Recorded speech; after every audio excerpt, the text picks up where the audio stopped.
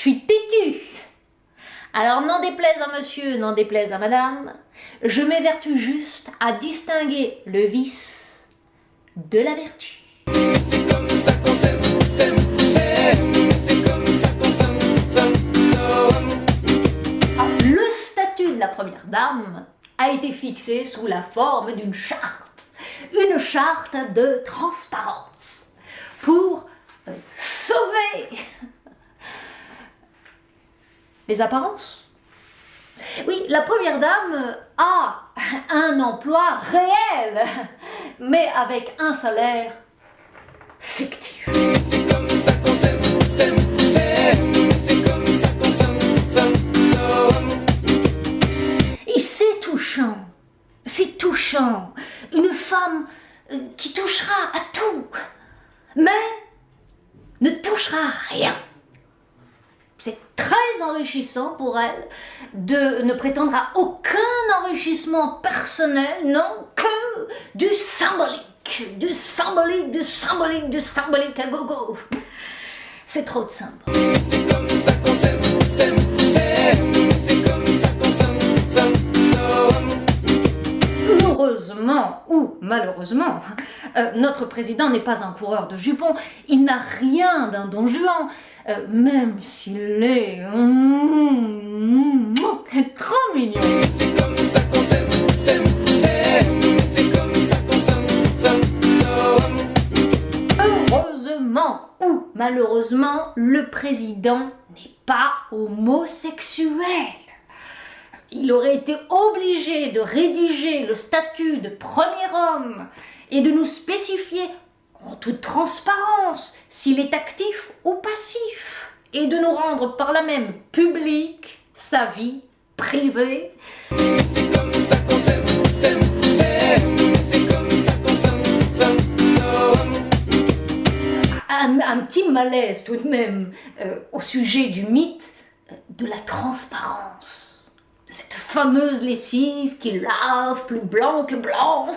Bon, on se demande quand même si c'est sa morale qui a besoin de transparence ou si c'est sa transparence qui a besoin de morale.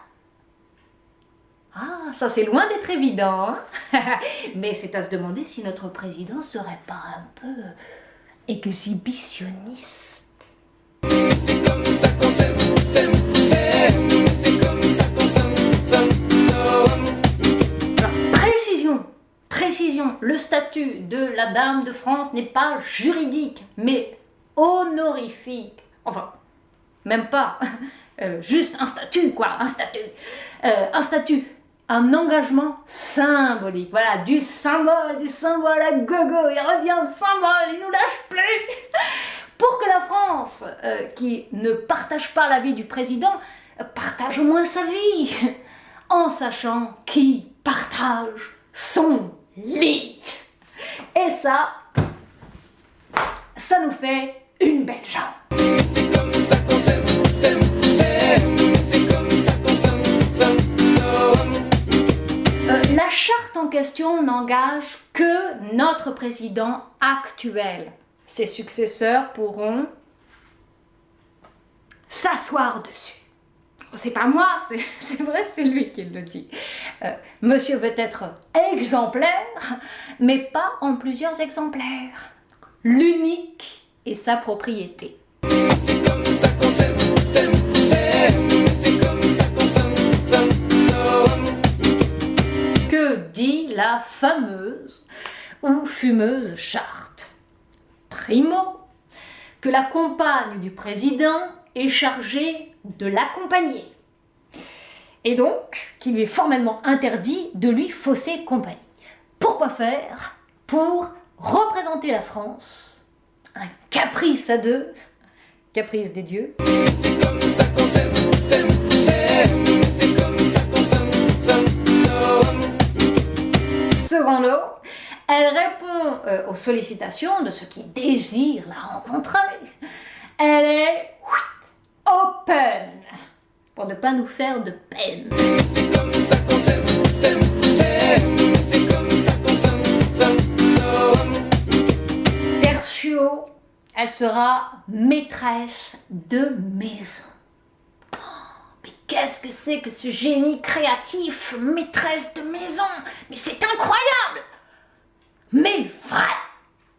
Elle supervisera donc toutes les manifestations au sein du palais pour que son Jupiter ne lui fasse pas un enfant dans le dos.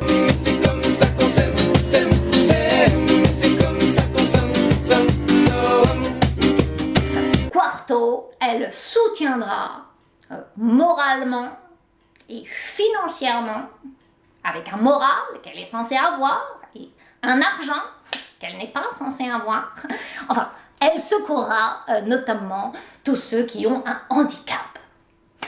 Alors là, la charte a l'intelligence de ne pas préciser de quel handicap il s'agit, moteur, mental ou social, pour que toute la France ne se sente pas concernée. C'est comme ça qu'on s'aime, s'aime, s'aime. C'est comme ça qu'on s'aime. Cette charte a au moins l'avantage d'abattre les cartes. Et elle me rappelle le pacte des deux amants dans 50 nuances de gré, signé et consigné par tous les Français qui l'ont élu et qui ont hâte de se faire fouetter. Ah!